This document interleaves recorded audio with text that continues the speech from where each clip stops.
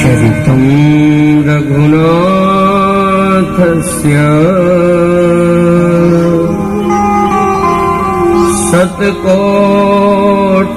शतकोटिप्रविस्तरम्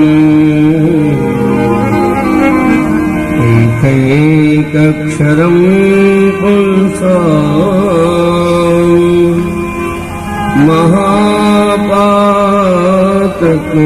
महापातकनाशनम् अतुलित बलधाम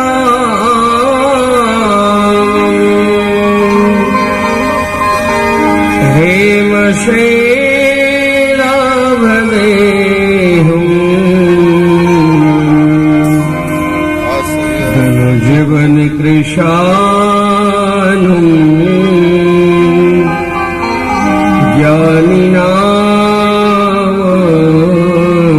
ज्ञानिनामग्रगण्यम् सकल गुण निधानम्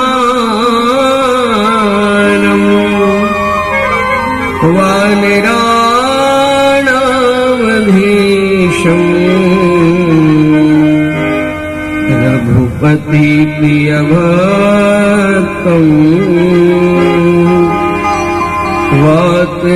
वातजातं नमामि।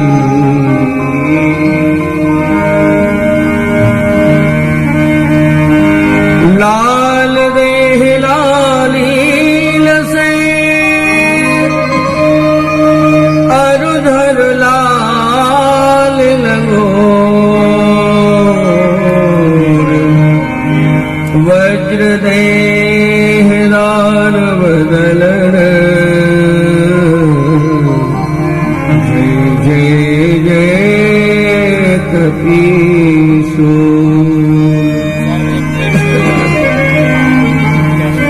जाकी सेवा भाव सो मुक्त भयो श्री राम ऐसे श्री हनुमान को बारंबार प्रणाम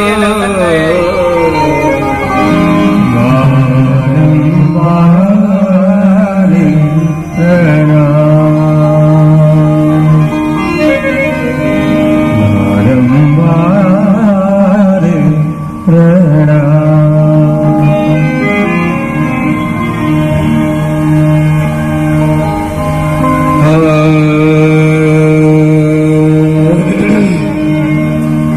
सादर शिवहि नाय पदमाथा बरनहु विशद राम गुण गाथा बरनहु विशद राम गुण गाथा कवि न हो नहीं चतुर कहावो मति अनुरूप राम गुण गावो मति अनुरूप राम गुण गावो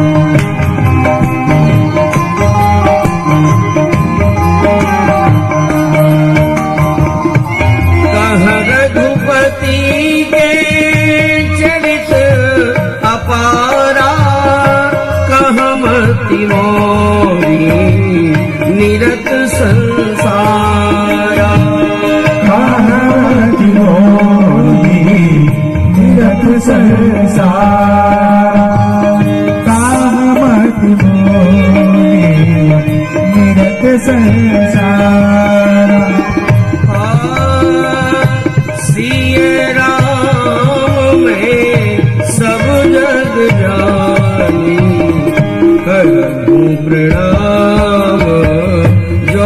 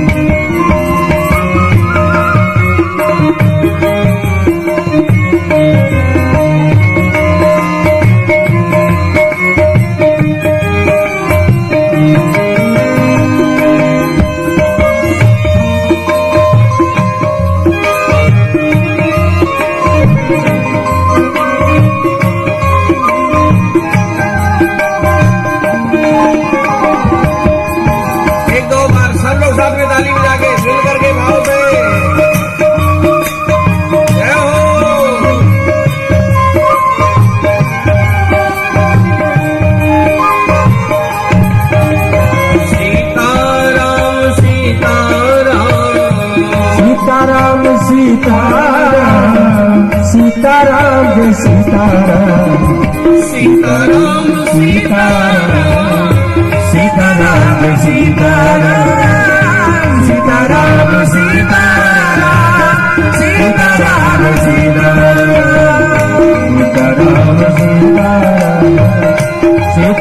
जय सीताराम सीताराम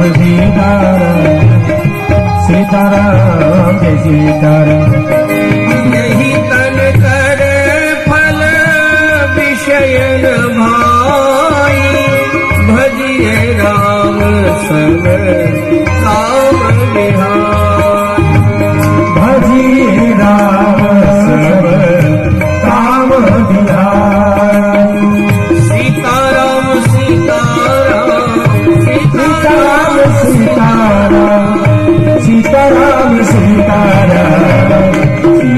सीताराम सीताराम सीताराम सीताराम सीताराम सीताराम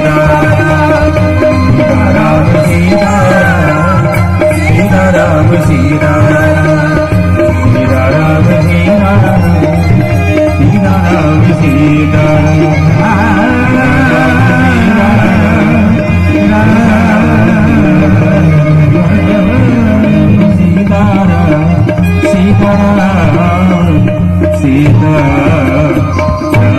बोलो अयोध्या राम लला की काशी विश्वनाथ भगवान की। एक बार थोड़ा और धीरे से बोले, इतने धीरे से बोले कि बगल वाले को पता न चले। धीरे धीरे बोल, कोई सुनना नहीं। बोलो गणेश भगवान की। ऐसे थोड़ा सा धीरे और बोलो पवन सुत हनुमान की। थोड़ा सा और ऐसे, बहुत अच्छा। बोलो दुर्गा मैया की। अपने अपने माता पिता की, हल्ला मचाने वाले की, चुपचाप बैठने वाले की, विलंब से आने वालों की। नमः पार्वती पतये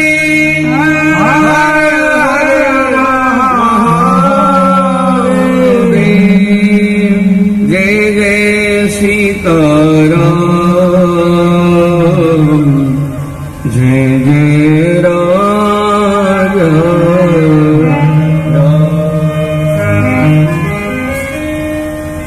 जय जय सीताराम।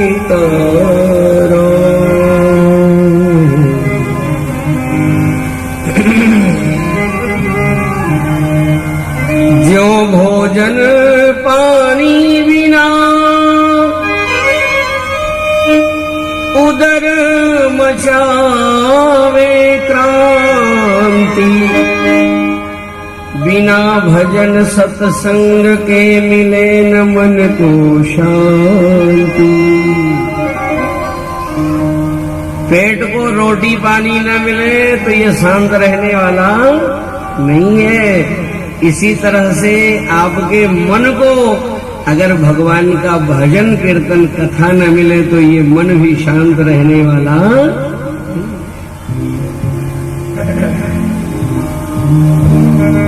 शरीर का खुराक है भोजन पानी, ऐसे मन का खुराक है भजन कीर्तन। कबीरा यह मन मलिन है, धोए न छूटे रंग।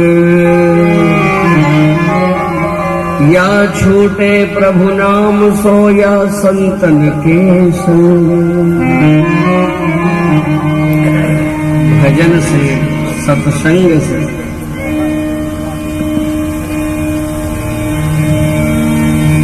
इस मन को बढ़िया सुंदर धोया जा सकता है।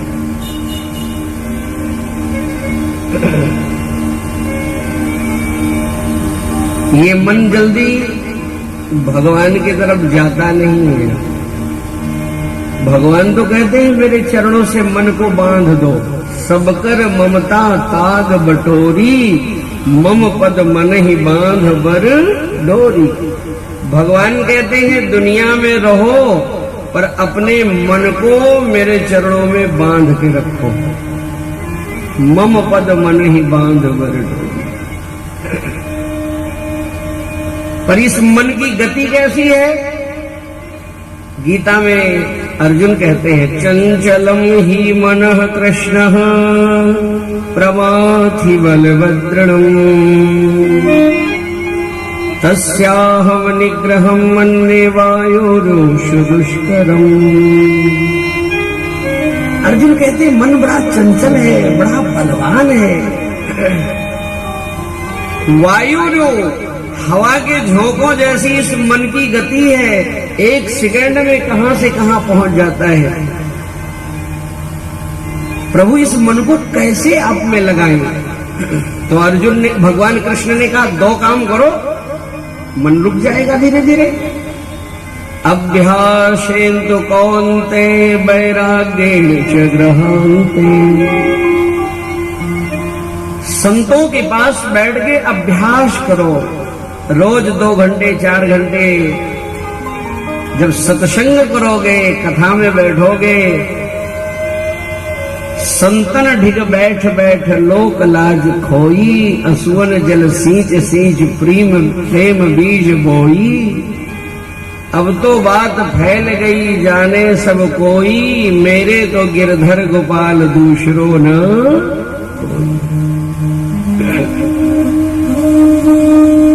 अभ्यास से और वैराग्य से इस मन को भगवान के चरणों में बांधा जा सकता है। जैसे तिनके तिनके से रस्सी बना के मस्त मत वाले हाथी को बांध दिया जाता है ना, ऐसे अभ्यास कर कर साधना से इस मन को भगवान के चरणों से बांध दिया जाता है। और गोस्वामी तुलसीदास जी कहते हैं, जरा एक बात ध्यान से सुनिए। वेद पुराण संत मत एहू, सकल सुकृते फल राम सनेहू। वेद पुराण शास्त्र और संत सब यही कहते हैं कि सारे पुण्यों का फल एक है, सकल सुकृत फल राम सनेहू। कथा सुनिए, काशी जाके गंगा नहाइए, माता पिता के चरण दबाइए, भंडारा करिए, गरीबों को वस्त्र बांटिए, गौ सेवा करिए, मंदिर बनाइए, पाठशाला अधिकशाला बनाइए, तीर्थ व्रत करिए, माला जाप करिए, पूजा करिए। दुनिया में ये जितने कर्म है ना, सत्कर्म जितने भी हैं, सबका फल एक है, सकल सुकृते फल राम सनेहू। चाहे गोदान करने से, गौशाला बनाने से हो, चाहे माला जपने से हो, चाहे गंगा नहाने से हो, दुनिया में सारे पुण्य कर्म करने का फल यही है। ये जो हमारा मन संसार में भटक रहा है ना, ये अपने भगवान के सांवली सूरत में अटक जाए, ठाकुर जी के चरणों का दीवाना हो जाए।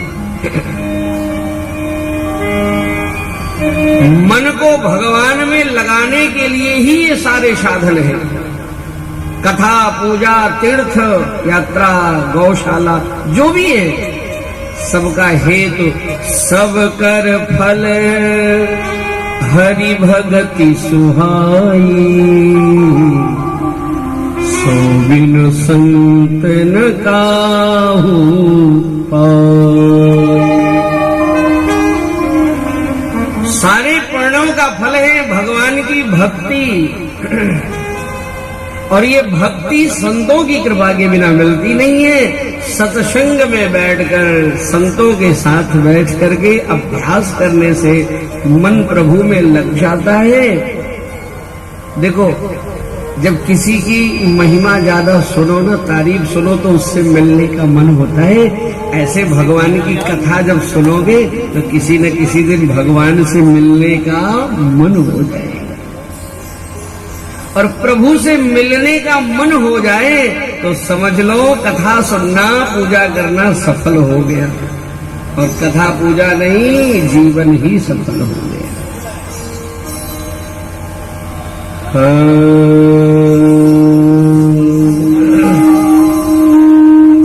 जब भक्त लोग भाव से भगवान का दर्शन गाते हैं ना, सावेरी सूरत पे मोहन, एक लाइन प्यार से,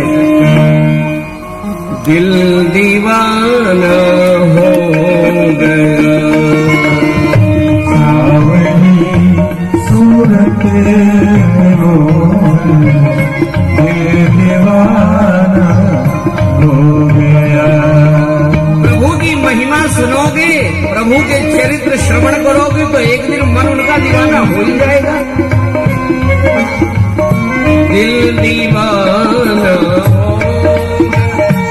मेरा दिल दीवाना हो गया, दिल दीवाना हो गया, मेरा दिल दीवाना हो गया। संतों का ये साथ में सूरत पे मोहन, दिल दीवाना हो गया।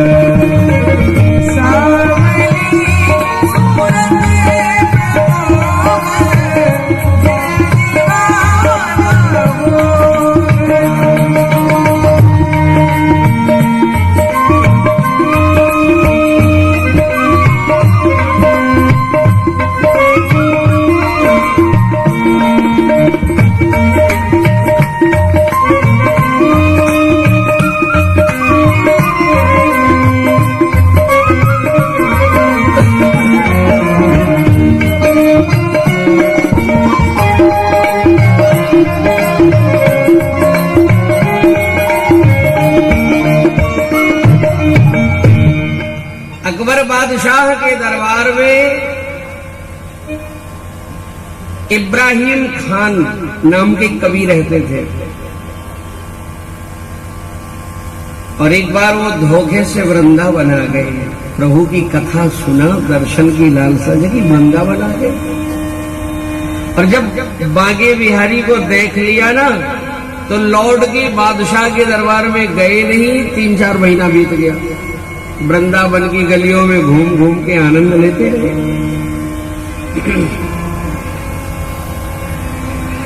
तो बादशाह को लगा कि इब्राहिम खान आए नहीं, काफी दिन हो गए। तो उन्हें लगा कि शायद कृष्ण भक्ति, कृष्ण के सौंदर्य में इनका मन लग गया। तो उन्होंने पत्र लिख करके एक बार बादशाह ने भेजा, आ जाओ इब्राहिम खान, तुम्हें 50 गांव का रियासत दे दूंगा, राजा बना दूंगा। और जब पत्र देखा ना, तो इब्राहिम खान, बाद में उनका ही नाम हुआ रश खान, और उन्होंने पलट के इधर से लिख दिया, या लकुटी अरु कामरिया पे मैं राजती हूँ पुर को तजदारो, आठों सिद्धि नवो निधि को सुख, अब नंद की गाय चराए विशाल, मानुष हो तो वही रस खान, बसो ब्रज गोकुल गांव के द्वार। और वर्णन आता है कि फिर लौट करके बादशाह के दरबार में नहीं गए, रस खान हो गए। वृंदावन जो लोग दर्शन करने जाते हैं ना, आज भी वहां रसखान की समाधि बनी हुई है, लोग वहां भी घूमने जाते हैं। भगवान के दर्शन की लालसा जग जाए ना, और एक बार प्रभु को देख लो तो फिर हटने का मन करता नहीं। नाम है तेरा तारनहारा, कब तेरा दर्शन होगा। जिसकी रचना इतनी सुंदर, वो कितना सुंदर होगा। जिन भगवान की बनाई ये सृष्टि इतनी सुंदर है, सोचिए स्त्री पुरुष, झरने पहाड़, नदियां, वृक्ष और हिरण, मृगा, गाय, जिधर देखो ना ये सृष्टि इतनी सुंदर है। तो सोचो जिन भगवान ने ये सब बनाया है वो भगवान खुद कितना सुंदर है। जो एक बार भगवान के छवि का चिंतन कर लेते हैं ना, बस मन उनमें ऐसा अटक जाता है। जगत के रंग क्या देखे, तेरा दीदार काफी। एक बार जिन्होंने भगवान की सलोनी सूरत, अच्छा अयोध्या आप लोग गए होंगे, वृंदावन गए हैं? अयोध्या में जब कनक भवन में भगवान के सामने खड़े होइए तो जरा सोचो कितना सुकून मिलता है। वहां से हटने का मन करता नहीं है। और जब भगवान की मूर्ति में इतना चुंबकीय शक्ति है, इतना आकर्षण है, तो सोचिए जब वो इस धरती पर रहे होंगे और जो एक बार उनको देख लेता होगा ना, उसकी क्या हालत होती होगी। जिसकी रचना इतनी सुंदर, वो कितना सुंदर होगा। वो भगवान कितना सुंदर होगा जिसने सृष्टि इतनी सुंदर बना दी। आज हम लोगों को भगवान की सौंदर्य की ही सुंदर कथा की तरफ चलना है। मिथिला धाम की तरफ हम लोग चल रहे हैं और वहां भगवान ने अपने सुंदरता से, रूप से मिथिला वासियों को ऐसे मोह लिया। मिथिलावासी जो राम जी को देखे ना, ऐसे दीवाने बने। एक लाइन प्यार से सब लोग भाव से भजन गाइए। भगवान से नजर मिल जाए तब तो जीवन का आनंद ही क्या है।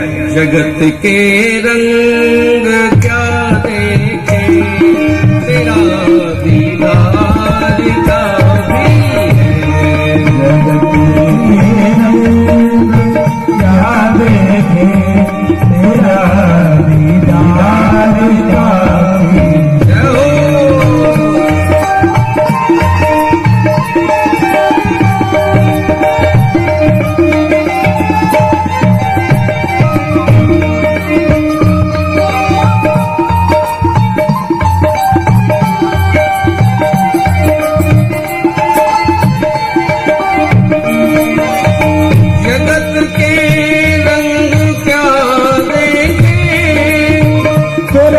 दीदार काफी है। जगत के रंग क्या देखे, तेरा दीदार काफी है। तेरा दीदार काफी है। क्यों भटकूं गए रोके दर पे, क्यों भटकूं गए रोके दर पे। तेरा दरबार काफी। जगत के रंग क्या देखे, तेरा दीदार काफी है।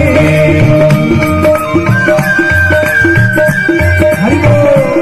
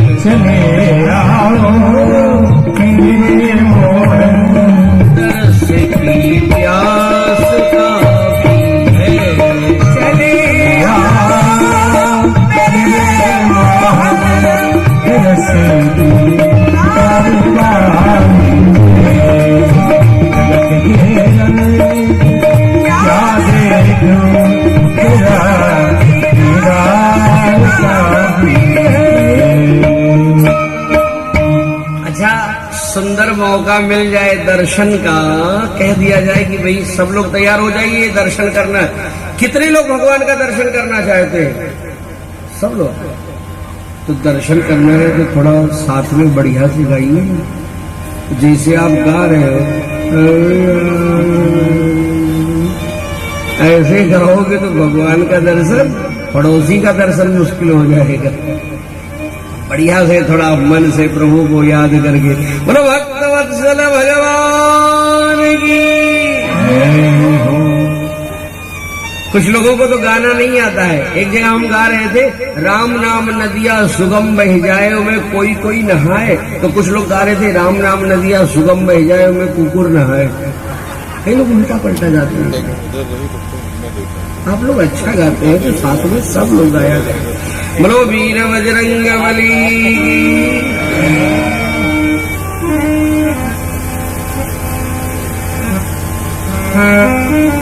अब किसी के पति और ससुर का नाम अगर भजन में आ रहा हो तो वो चुप रहा करे, उनके लिए बाध्य नहीं है। एक घर में नई नई बहू आई तो गैया लगती थी और बढ़िया रोज दधी मंथन होता था। तो बहू ने बड़ी खुशी से दधी मंथन किया। बोली मम्मी, सास जी को बोली, सासू माँ क्या है? बोले देखो मक्खन आ गया। सास बोली तेरे को शर्म है? ससुर का नाम मक्खन लाल है, चकरी मक्खन आ गया। तो बेचारी चुप हो गई। ससुर जी का नाम मक्खन लाल है। एक महीना बीत गया। एक दिन बड़ी खुशी से बहू ने फिर दधी मंथन किया और बोली सासू माँ आज देखो देखो आ गया। सास बोली कौन आ गया? बोले दही में ससुर जी आ गया। कभी कभी होता है माताओं को। तो ऐसे नाम आ रहा हो तो भले, नहीं तो चुप नहीं रहना चाहिए। आज हम लोग मिथिला की तरफ चले। जनकपुर वासियों को रूप सील बल ये सबको नहीं मिला है। कोई रूपवान होता है तो सील की कमी होती है, सील है तो बल की कमी होती है।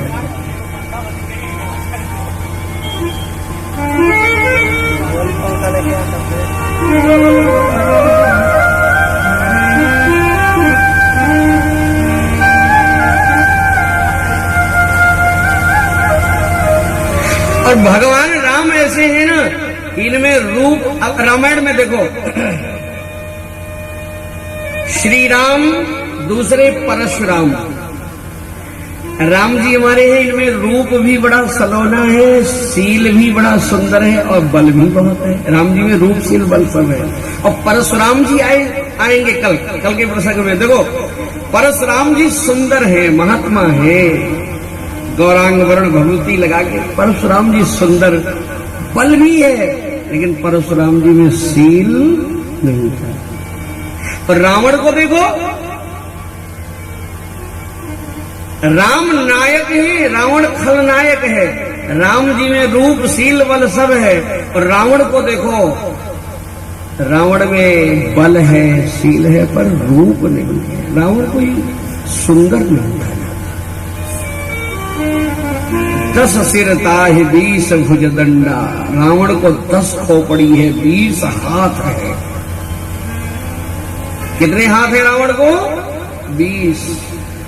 एक जगह ये रावण की कथा चल रही थी तो एक माता जी बोली रावण को 20 हाथ थे, 10 सिर थे। मैंने कहा हाँ। तो बोली वो कुर्ता कैसे पहनता रहा होगा? 10 खोपड़ी है कुर्ता।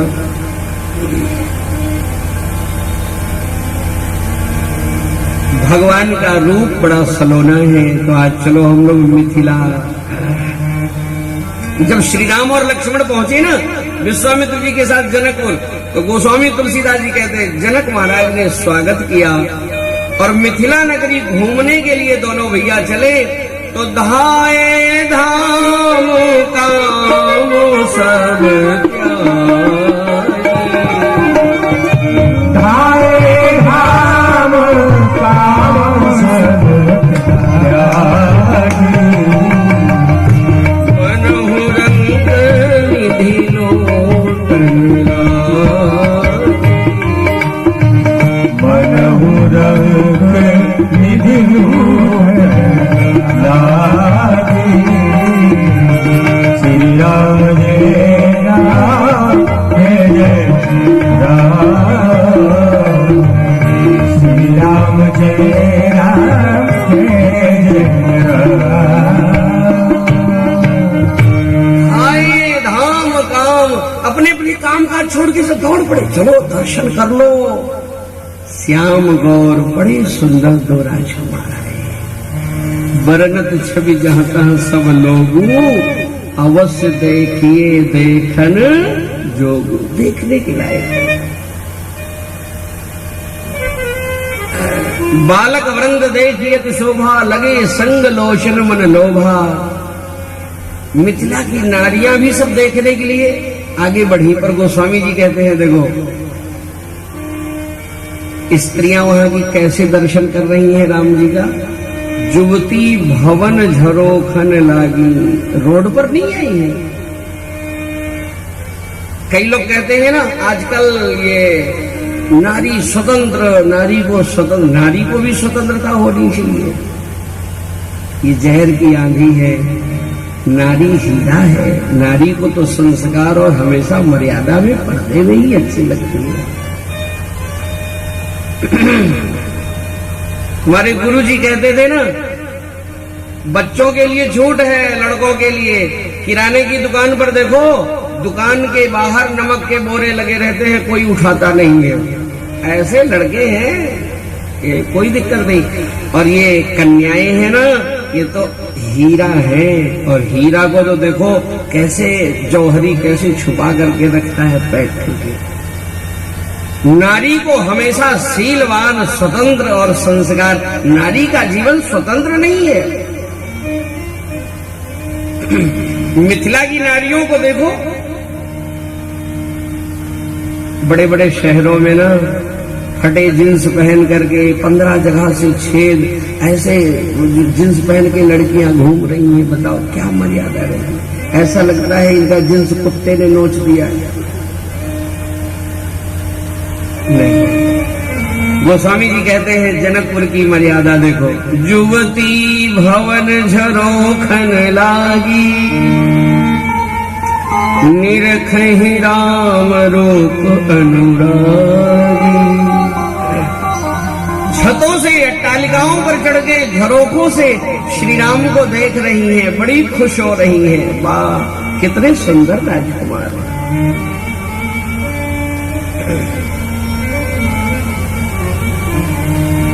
जो देखे ना देखती रह जाए। एक नई नई बहू आई थी जनकपुर में, घूंघट में रहती थी। नई बहुएं घूंघट में रहती, अब तो घूंघट भी कम होता जा रहा है। जयमाल होता है, ससुर जी वीडियो बनाते रहते हैं, थोड़ी स्माइल ही होता रहता है।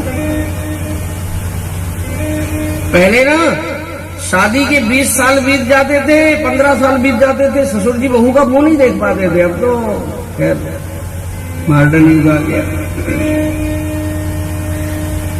तो वो बहू घूंघट में रहती, घूंघट पकड़े पकड़े श्री राम को देख रही थी। छोड़ दे फिर उठाए, छोड़े फिर उठाए।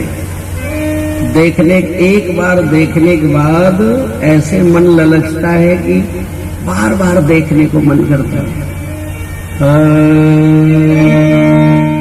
जी चाहता है बार बार तुझे देखता रहूं। एक बार ठीक से भगवान की भगवान को देख लो ना, स्क्रीन पर ऐसे फोटो आ जाती है कि जीवन में कभी डिलीट नहीं होती है। जिन्होंने अयोध्या भगवान का रामलला का दर्शन किया होगा ना, आंख जब भी आंख बंद करो स्क्रीन पर तुरंत फोटो आ जाएगी।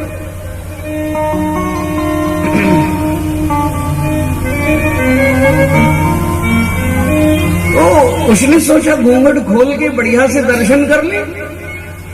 फिर सोचा कहीं सासू जी ना आ जाए, जो होगा देखा जाएगा। घूंघट खोल दिया और बड़े प्यार से श्री राम को देख रही थी। और जैसे ही घूंघट खोल के देख रही थी ना, सासू जी बगल में आ गई। टिकट ना लो तभी टीटी मिलता है।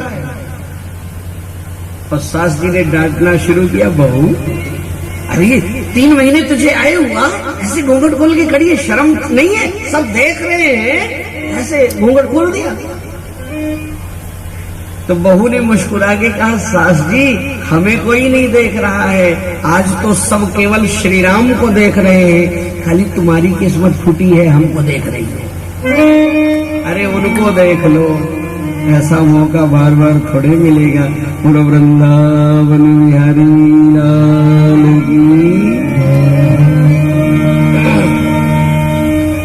आपस में सब बोली, बहन जानती हो ये दोनों राजकुमार कहाँ के हैं? इनका नाम जानती हो? एक बोली इनका, अरे मैं तो इनके बाप का भी नाम जानती हूँ। दोनों भैया मधुर चाल में जा रहे थे। लक्ष्मण जी ने कहा प्रभु जरा ऊपर देखो, कोई कह रही इनके बाप का नाम पूरा परिचय जानती है। क्या नाम है जरा बताओ? एक सखी बोल पड़ी, ये दो दशरथ के ढोटा, ये दो दशरथ के ढोटा, बाल मदालन के कली जोटा, बाल मरालन के कल जोटा। आगे जो चल रहे हैं ना, श्याम गौर सुंदर सुध खानी, ये तो इनकी माँ का नाम कौशल्या रानी है। और जो पीछे चल रहे हैं ना, लक्ष्मण नाम राम लघु भ्राता, सुन सखिता सुमित्रा। जब परिचय दिया ना, भगवान मुस्कुराते हुए आगे बढ़े। एक सखी बोली, बहन एक बात बताएं, जिस ब्रह्मा ने हमारे जनक महाराज की बिटिया सीता को बनाया है ना, उसी ने ये सावली वाले वर को बनाया है। माताएं सुंदर लड़की और सुंदर कोई लड़का देखे ना, तो तुरंत ये शुरू कर देंगे, अरे ये जोड़ी तो गजब की रहेगी। एक बोली, जे ही विरंची रची सीय समारी, ते ही श्यामल बर रचे वो बिशारी। उसी ब्रह्मा ने ये सांवले वाले वर को बनाया है, और अगर विधाता चाहेंगे तो बस यही जोड़ी पक्की, सीता का ब्याह श्री राम के साथ ही होगा। दूसरी बोली, असंभव, ये नहीं हो सकता है। बोली क्यों? अरे बोले ये कितने सुकुमार हैं, कोमल हैं, और वो धनुष कितना वचन है, कठोर है, जिसके लिए जनक महाराज ने प्रण किया है। इतने कोमल ये धनुष तोड़ पाएंगे? अरे दूसरी बोली, टेंशन मत लो, इनके विषय में सुना नहीं है क्या? जब ये रास्ते में आ रहे थे, एक ही बाण में ताड़का राक्षसी, हो गिरी सो पड़ी की पड़ी रह गई। एक ही बाण में ताड़का राक्षसी, हो गिरी की पड़ी रह गई।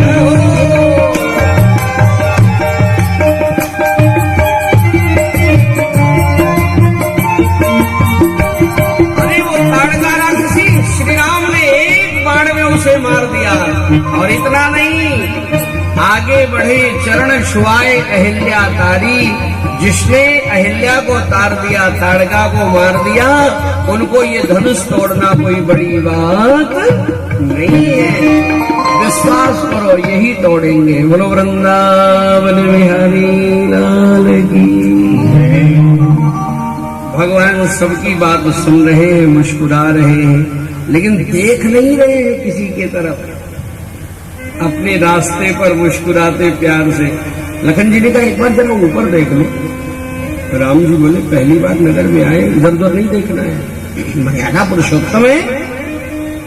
तो एक मित्रानी ने ऊपर से फूल की वर्षा किया कि जब फूल इनके ऊपर गिराएंगे तब तो ये हमारी तरफ देखेंगे, थोड़ा फेस टू फेस जरा बढ़िया दर्शन हो जाएगा। हर से बरसे सुमन, सुमुखी सुलोचनी वृंद, जाहि जहाँ जहाँ बंधु दो, तहाँ तहाँ परमान। पुष्प की वर्षा हो रही है। एक सखी बोली क्या कर रही हो? तो एक बोली मैं राम जी को निमंत्रण दे रही हूँ। बोली ये कैसा निमंत्रण है? बोले ये अपने को बड़े सुंदर समझते हैं, बड़े स्मार्ट समझते हैं। हाँ? ये फूल फेंक करके मैंने न्योता दिया है कि राम जी कल सवेरे फुलवारी में आना, हम भी सीता को लेके फुलवारी में आएंगी और तुम भी सीता को देख करके अगर लुट न जाओ तो कहना, तुम भी देखना कि जनकपुर में कैसे कैसे कैसी सुंदरता है। प्रभु के पद पंकज कंज बिलोकी, सुमारग हेतु बिछा रही है। अथवा ये फूले जहां सिया मिली है, वहां बगिया में मनो ये बुला रही है। फूल फेंक करके बगीचे में आने का निमंत्रण दे दिया सखी ने, और भगवान सबको दर्शन दे करके शाम को विश्वामित्र जी के पास आए। मुनिवर शयन कीन तब जाई, मुनिवर शयन कीन तब जाई, लगे शरण चापन दो बारी, लगे चापन दो बारी, जिनके चरण सरोरू लागी, जिनके चरण सरोरू लागी, करत विविध जप जोग विरागी, करत विविध जप जोग विरागी। आज देखो विश्वामित्र जी की तपस्या कैसी है। साक्षात नारायण ब्रह्म शिष्य रूप में बैठ करके विश्वामित्र जी के चरण दबा रहा है। ये तपस्या ही तो है।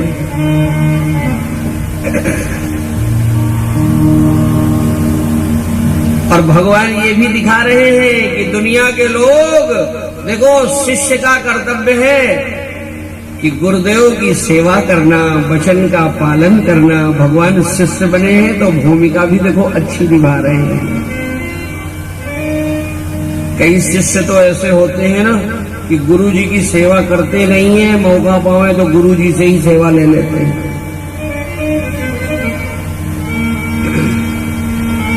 एक गुरु जी के दो आलसी चेला थे।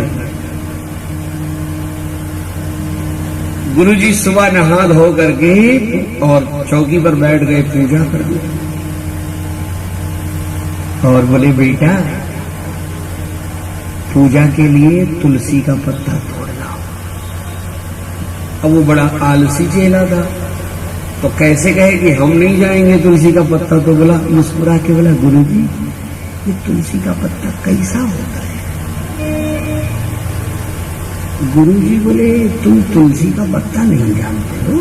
अरे बोला मालूम होता तो आपके कहने की देर थी, हमको लाने में थोड़े टाइम लगता। गुरु जी बोले कोई बात नहीं।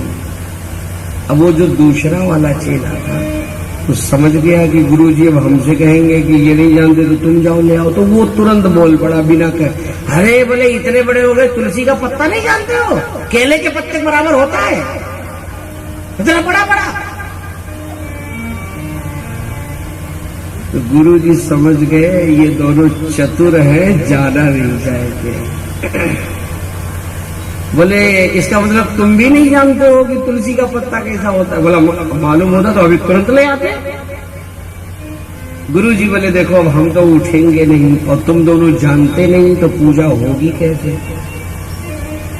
बोले बेटा ऐसा करो हमारी चौकी उठाओ, बगीचे में ले चलो तुम लोग। गुरु जी खाए पिए थोड़ा अच्छे हेल्थ वाले थे, 2-2.5 कुंटल के, और चौकी भी 2-3 कुंटल की। अब दोनों शिष्यों ने चौकी उठाया, लेके बगीचे में चले।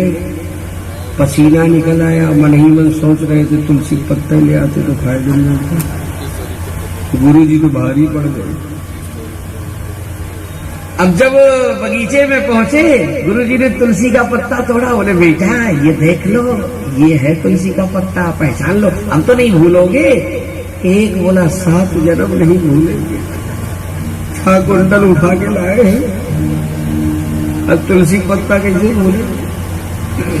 और गुरु जी ने तुलसी का पत्ता तोड़ा, बोले बेटा फिर उठाओ चौकी, वहीं ले चलो जहां लाए हो। कभी कभी आलसी चेलों पर गुरु जी भी भारी पड़ते हैं। देखो भगवान कितनी सुंदर शिक्षा दे रहे हैं। बार बार मुनि आज्ञा देवी, बार बार मुनि आज्ञा दीनी, रघुबर जाय शयन तब कीनी, रघुबर जाय शयन तब कीनी। श्री राम जय राम जय जय राम, श्री राम जय राम जय जय राम। और जब श्री राम जी विश्राम करने लगे ना, तो छोटे भैया का कर्तव्य देखो। श्री लक्ष्मण जी महाराज बैठ करके श्री राम जी के चरणों की सेवा करने लगे, चरण दबाने लगे। राम जी कहते हैं लक्ष्मण जाके विश्राम करो। तो लक्ष्मण जी कहते हैं भाभी जी आ जाएंगे तो ये मौका तो मिलेगा नहीं, भाभी जी सेवा करेंगे। अभी नहीं आई है भाभी जी तो हम सेवा कर ले। इतनी सेवा लक्ष्मण ने किया कि श्री राम जी रेडी हो गए और बोले अगले जन्म में तुझको बड़ा भाई बना के मैं तेरी सेवा करूंगा। तो अगली बार लक्ष्मण को देखो बड़ा भैया बनाया बलराम। और वहां जब कोई बात नहीं मानते थे ना कृष्ण जी, तो बलराम जी कहते मैं बड़ा भाई हूं। सबसे पहले गुरु जी सोए, फिर राम जी सोए, फिर लक्ष्मण जी। लेकिन देखो सुबह उठना हुआ तो सबसे पहले कौन उठा? उठे लखन निस विगत सुनी, अरुण शिखा धुनि कान, गुरु ते पहले जगत पति जागे राम सुजान। सबसे पहले लक्ष्मण जी उठे हैं, फिर श्री राम जी उठे हैं। सबते सेवक धर्म कठोरा, सेवक का धर्म तो कठोर है, बाद में सोए पहले उठे। देखो धन्य है ये माताएं, इसीलिए तो सबसे पहले या देवी सर्वभूतेषु। ये देखो शाम को पति को, बच्चों को, सबको खिला पिला के, दूध पिला के सबको सुला देती, पति के पैर दबा देती और सबसे बाद में सोती है। और सवेरे जब तक पति देव जगते हैं तब तक वो नहा धो के चाय बना के चाय पी लीजिए, तो चाय लेके खड़ी रहती है। धन्य है माताएं। बोलो वृंदावन बिहारी लाल की। दोनों भैया नित्य क्रिया से निवृत्त होकर आए और गुरु जी ने कहा श्री राम जनक के बगीचे से पुष्प ले आओ। लेन प्रसून चले दो भाई, प्रसून चले दो भाई,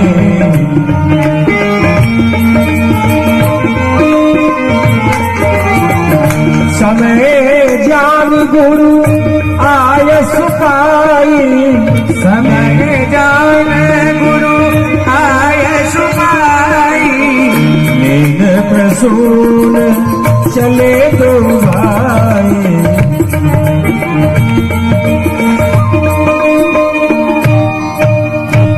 श्री राम और लक्ष्मण दोनों भैया जनक के बगीचे में पुष्प लेने चल दिए।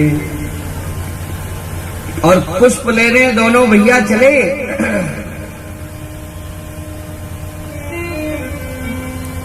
और इसी समय ऐसा संयोग कि उधर से भगवती सीता माता सखियों के साथ, सुनैना मैया ने कहा बेटी जाके गौरी माता का आशीर्वाद ले आ।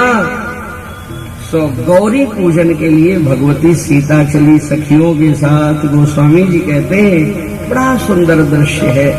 आज प्रथम मिलन होने जा रहा है सीता जी का और श्री राम जी का। पहला मिलन बगीचे में।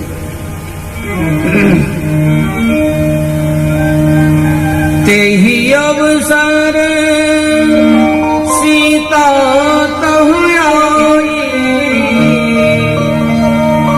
गिरिजा पूजन जननी पठाई।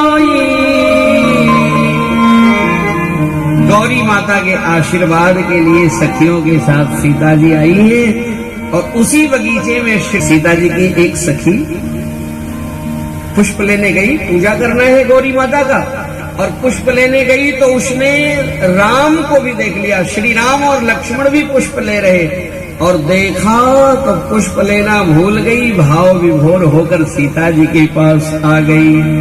सीता जी ने कहा क्या हुआ, पुष्प लाई? बोली नहीं, कोई आया सखी फूल बगिया में, कोई आया सखी फूल बगिया में, कोई आया सखी फूल बगिया में, तो कोई आया सखी फूल बगिया में।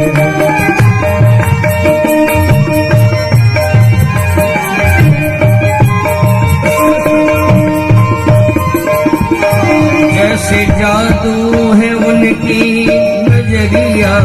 एक लाइन सब लोग आइए। जैसे जादू है उनकी नजरिया में, जैसे जादू है उनकी नजरिया में, कोई आया सखी फूल बगिया, कोई आया सखी फूल बगिया।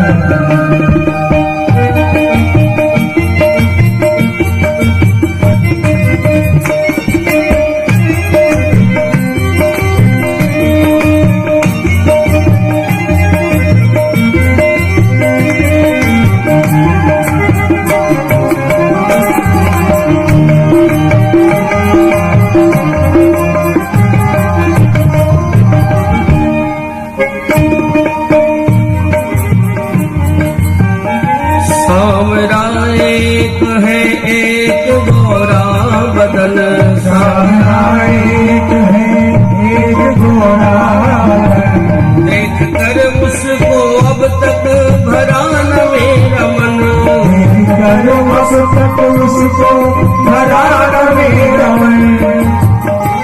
तीर बांधे तीर बांधे कवरिया में,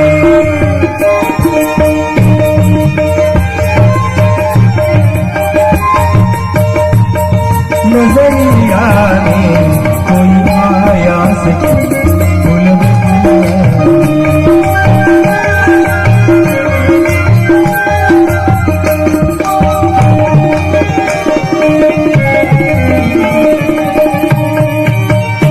सखियों ने सीता जी से कहा आप भी चलो न देख लो, बड़े सुंदर है। दरस लागी लोचन ललचाने, माँ की भी नेत्र ललचा गए।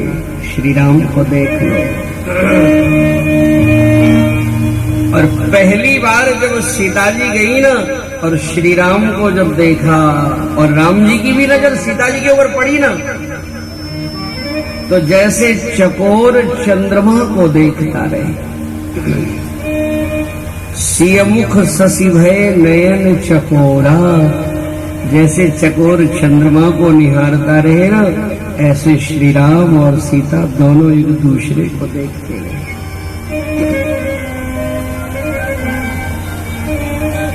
एक सज्जन बोले इस प्रसंग से नौजवानों को क्या शिक्षा मिलेगी?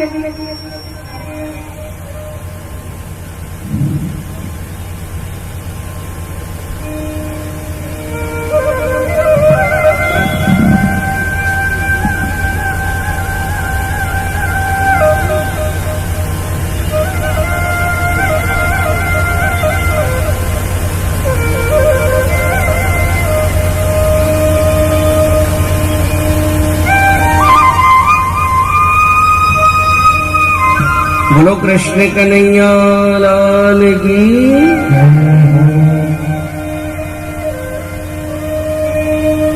एक सज्जन बोले ये राम और सीता बगीचे में एक दूसरे को देख रहे हैं, मिल रहे हैं, इससे नौयुवतियों को और जवानों को क्या शिक्षा मिलेगी? राम ने बगीचे में सीता को देखा, मिले तो मिलना कोई बुरा नहीं। एक बार ध्यान देना, जब सीता जी से श्री राम जी को मिलना हुआ ना, तो लक्ष्मण जी ने वहां एक मोर पंख पड़ा था, उठा के श्री राम जी के मुकुट में लगा दिया। मोर पंख सिर शोहत नीके, गुच्छ बीच बीच कुसुम कलीगे। जैसे हमारे कन्हैया जी हमेशा मोर पंख लगाते हैं ना, राम जी ने एक दिन मयूर का पंख लगाया। भक्त कहते हैं मयूर निष्काम का प्रतीक है। मानो भगवान कृष्ण योगेश्वर गोपियों के साथ रहकर रास करके चीर हरण करके, और फिर भी यत्र योगेश्वरो कृष्ण, ऐसे श्री राम मर्यादा पुरुषोत्तम है। लक्ष्मण जीवाचार्य है। लक्ष्मण जी ने मोर का पंख लगाया और कलियों का गुच्छा लगा के और कहा प्रभु अब आप अच्छे लग रहे हैं। मतलब दुनिया वालों को कहा इस प्रसंग को जरा आप निष्काम भाव से देखें। सीता जी श्री राम जी दोनों मिल रहे हैं, एक दूसरे को देख रहे हैं, लेकिन कैसे देख रहे हैं जरा ध्यान से देखिए। बोलो वृंदावन बिहारी लाल की।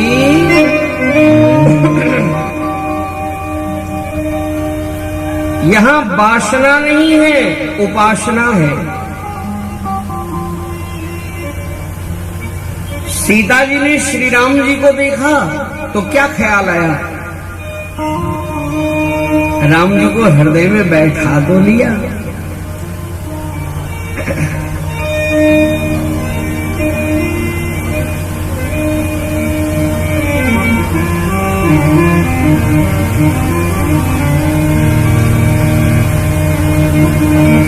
राम जी को सीता जी ने देखा, हृदय में छवि बैठा लिया, लेकिन मन में क्या सोचा? मेरे पिताजी जैसा कहेंगे, जो धनुष तोड़ेगा उसके साथ ब्याह होगा। पिताजी की प्रतिज्ञा सीता जी ने सर्वोपरि रखा।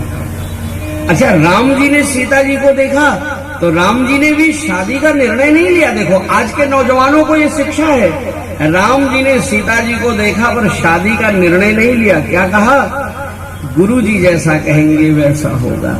इसका मतलब ये है शादी से पहले लड़की लड़का एक दूसरे को देख ले तो देखना बुरा नहीं है। पहले तो ऐसे देखते नहीं थे। आज के 30-40 साल पहले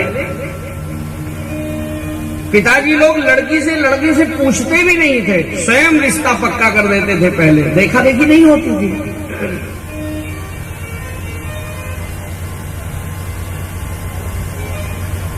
और भगवान ने कहा देखो देखना। अब देखो शहरों में कितना बदलाव आ गया। पहले माँ बाप लड़की लड़का से नहीं पूछते थे, और अब तो बहुत से लड़की लड़का माँ बाप से नहीं पूछते हैं, सीधे बरमाला पहन के पहुंच जाते हैं। मम्मी ये पिंकी तुम्हारी बहू आ गई, सीधे बरमाला पहन के पहुंच जाते हैं।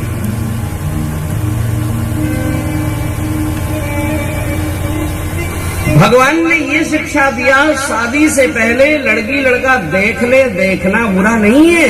पर राम जी ने शादी का निर्णय नहीं लिया। राम जी ने कहा गुरु जी जैसा कहेंगे वैसा होगा। इसका मतलब है देखना ठीक है लेकिन निर्णय लेना बुरा है। कन्याओं को चाहिए कि अपने पिता के निर्णय पर भरोसा रखें। कितनी लव मैरिज करके और बाद में देखो परेशान होती हैं, दुखी होती हैं। देखो जो माता पिता निर्णय लेंगे सोच समझ करके देखभाल के, वो तुम्हारे हित में ज्यादा अच्छा है, सर्वोपरि है। कई बार आजकल सोशल मीडिया ना दिखाई देता है, ऐसे लड़की लड़का का लव हो जाता है ना कि वो पिताजी उसको समझाने मनाने जाते तो वो लड़की कहती हम तो आपको पहचानते ही नहीं, हम तो इनके बिना रह नहीं सकते, जी नहीं सकते। अब बताओ उस पिता के हृदय पर क्या बीतती होगी। जिसकी पगड़ी झुका दे बेटी, जो बेटी कहना न माने अपने पिता की। बोलो वृंदावन बिहारी लाल की। तो भगवान ने यहाँ सीता जी ने राम जी ने दोनों ने एक दूसरे को देखा पर शादी का निर्णय नहीं लिया। इसका मतलब देख लो शादी से पहले, पर निर्णय माता पिता के अधीन रहने दो। निर्णय नौजवानों को स्वयं नहीं लेना चाहिए। आजकल तो देखो कितनी देखा देखी हो रही। एक लड़की वाले बैठे थे, लड़के वाले बैठे थे, पनीर वाला समोसा चल रहा था और बहू बड़ी सुंदर है, बेटा भी अच्छा है, शादी की चर्चा हो रही थी। और इतने में लड़के की माँ दुल्हन के पास गई और धीरे से जाके पूछा, बेटी तुझको किचन में क्या आता है? तो मॉडर्न युग की लड़की थी, उस सास जी को देख के और धीरे से बोली, हमको किचन में चक्कर आता है। किचन वाला काम सासू माँ आप ही कर लेना।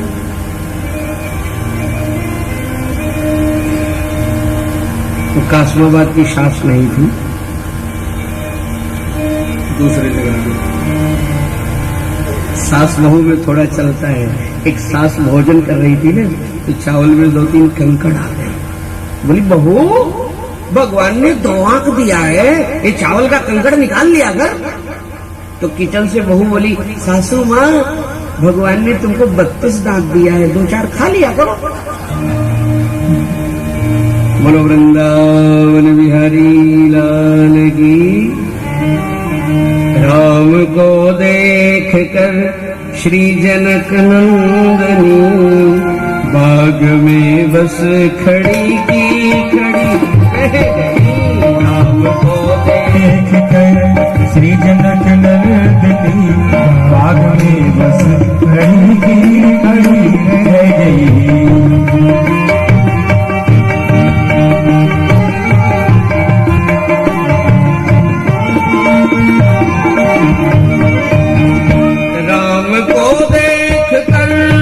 जनक नंदनी, बाग में बस खड़ी की खड़ी रह गई। राम देखे सिया और सिया राम को, राम देखे सिया और सिया राम को, चारों अखिया लड़ी की लड़ी रह गई। राम देखे सिया और सिया राम को, चारों अखिया लड़ी